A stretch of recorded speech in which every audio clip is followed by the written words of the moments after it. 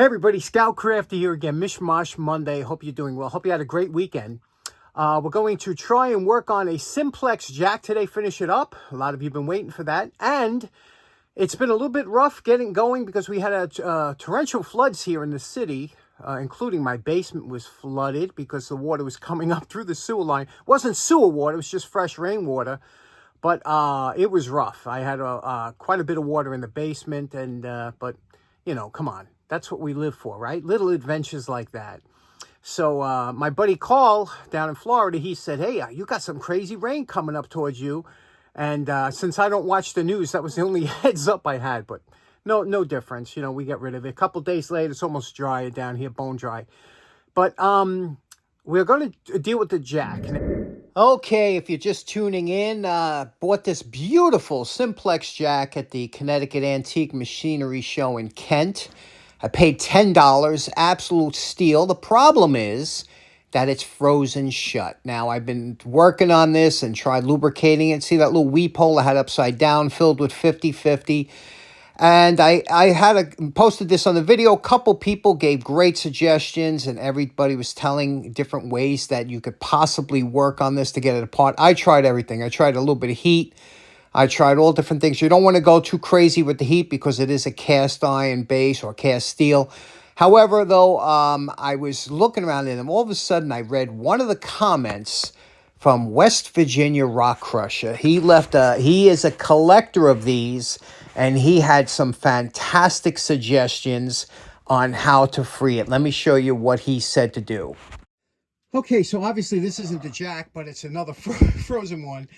And I'll tell you why it won't really apply to this one. But what he was saying, that he has a lot of them, and what he does is he heats it up, you know, tries to heat up the shaft, and then puts penetrating fluid, which we did.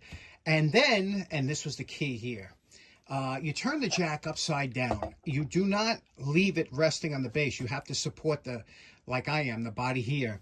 And then you wrap on this center part here, the center part, okay? And you got to give it some good wraps, and then you got to do the top.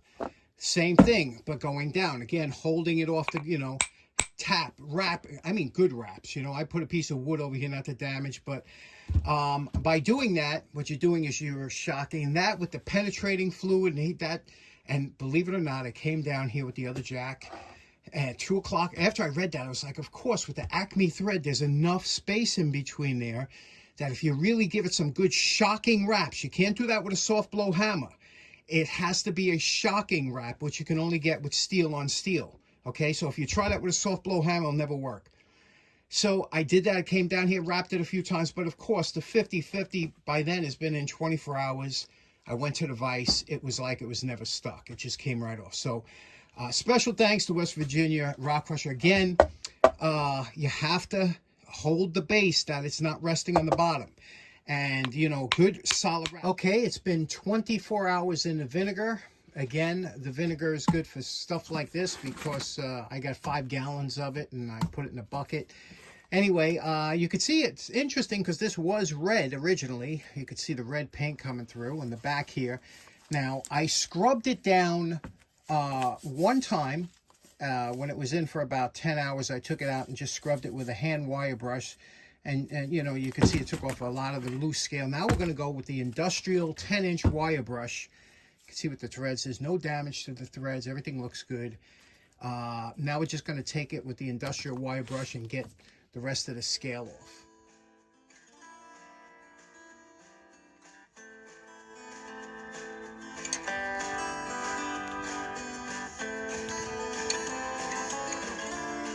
Story behind this setup here. You don't see me use it too often. This thing, I found this at work in the dumpster.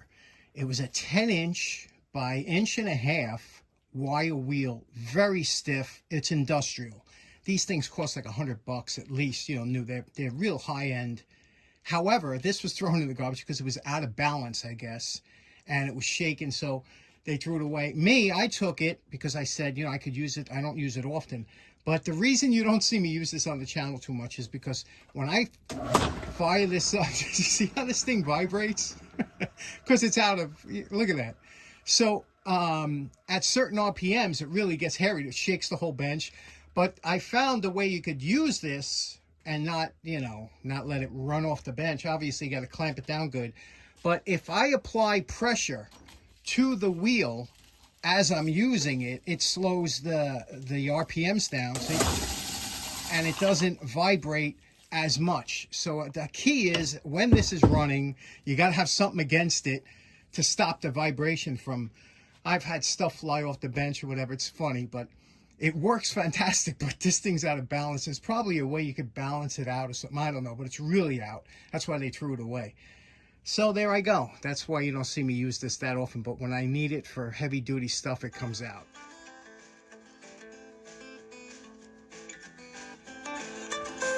Okay, we got about an hour into this project. You can see we removed all the scale, the rust. You know, you could literally polish this up, you know. You could, if you took all that. It's a rough casting, but anyway, everything's nice and clean, rust-free. Even the bottom we did. And now what we're going to do, here's the top screw. You can see how this comes out. Always nice, right? With the Simplex written on there. And the side. We have to get a, I'm going to have to make a material to get into the middle of the threads. Not that it matters, it's nice and smooth, but I want to clean that all out.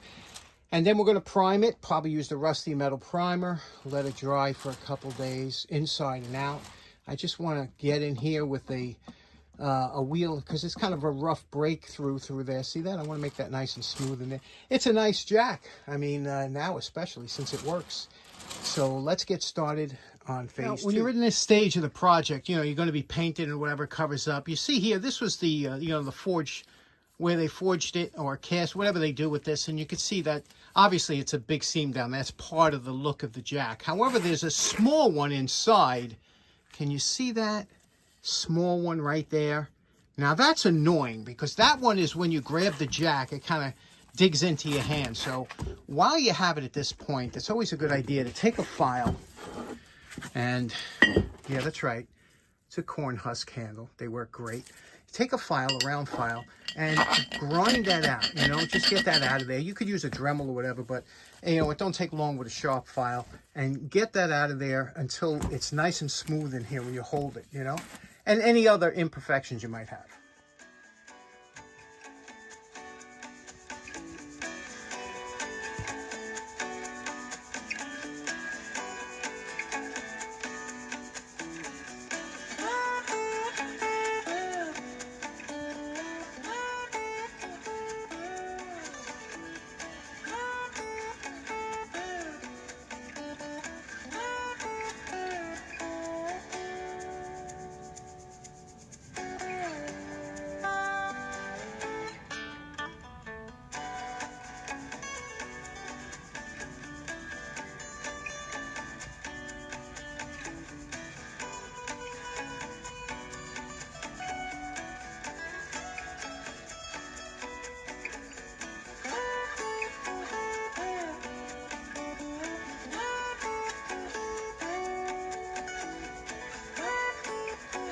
Okay, so it's 2 a.m. I'm down here, I'm working on this, you know, and I'm saying, I'm taking out every bit and piece, and I'm filing every flint. And I said, you know what? I'm feeling this raw casting. And I did this once before. You remember with the Parker Vise, I had the same thing. Happens every once in a while. I start feeling the raw casting. I'm saying, you know, maybe just to clear this, you know, because look, this, it's got nice accents already. You know, the shellac will darken it a little bit with the alcohol, but look how nice everything's coming along. Maybe I should just, you know, and then do the letters in with some color. What do you think? I am digging this the way it's going. I'll paint the inside with some Rust-Oleum rusty metal primer. I'll do the whole inside, but the outside, I'm thinking of, I don't know. I'm going there. Okay, here's where we're at. We're ready to coat the outside with shellac. Took all the paint, any dirt, anything that was in there, went over it 3 or 4 times with different wire brushes just to get a nice sheen on it. I think it looks great, you know, and especially with the little Scout Crafter red in these letters, it should really, it should be like a salesman's sample, but full size. This here, we did this up, we cleaned this up. These do come without paint from the factory, but I want to go a little bit over. Now, the threads, I took down the threads and polished it because I don't want any more problem with these threads. So I polished them all up.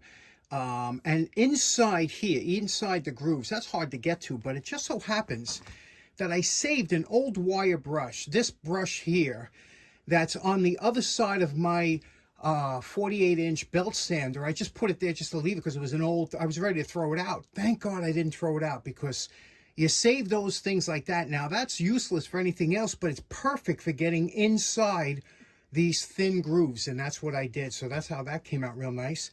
Let's shellac it, put it on the furnace, let it dry, and see what we got going. The lettering's going to take time.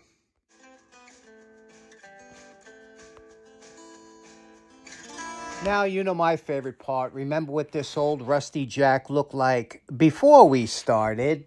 And we're calling this project done. Wait a minute.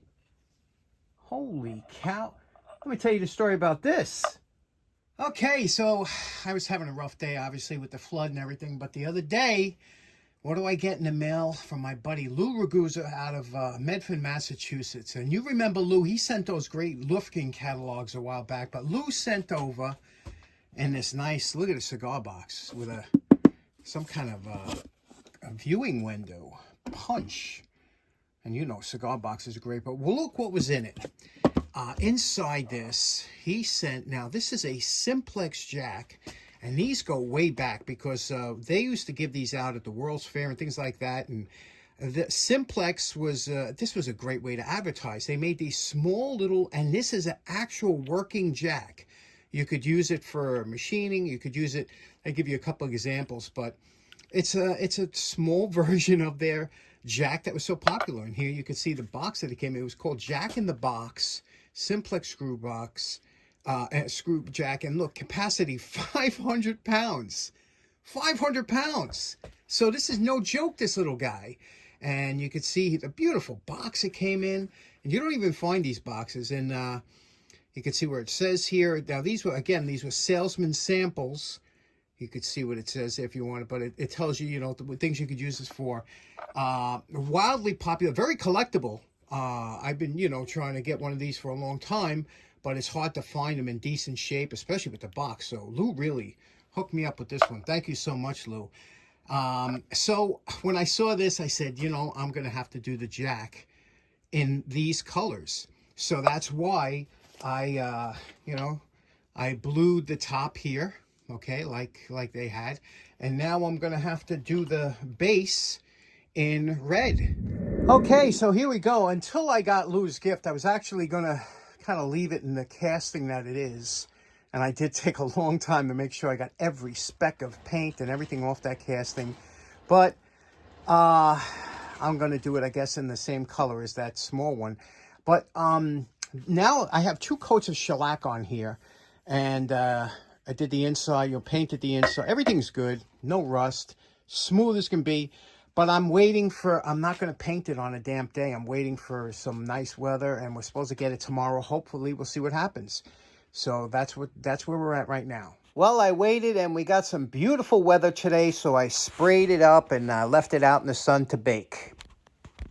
Okay, now we are calling this project done. You can see what we did here.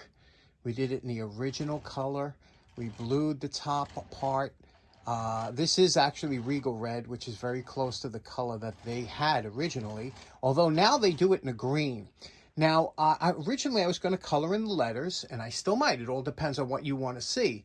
But this is one of the few times this is an actual restoration. I do a lot of resto mods, you know, where I change things around the way I like it. But this is an actual restoration, because that's the that's the miniature, and there's the real. I blued the top to give it that black look that they have. This is the same type of steel they had on there, the way it was brush finished, and again, they did it in color in the letters. So if you would like to see the letters colored in with white, which is usually what I do with something like this, or you should think I should leave that for the next one and leave this one. This is an original restoration, almost the way it would exactly come from the box. This is one of their more popular jacks.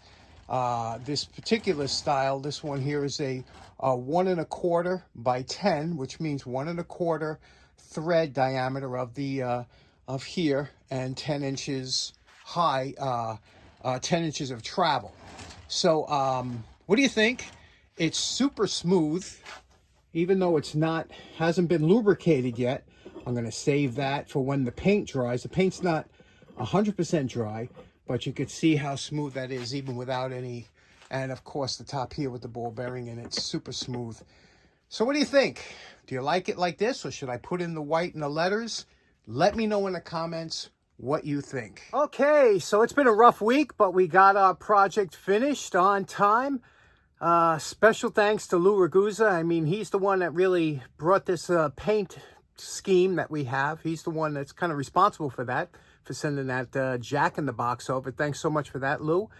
And hope you all enjoyed the show. We'll see you again on Wednesday. Take care now. Bye-bye.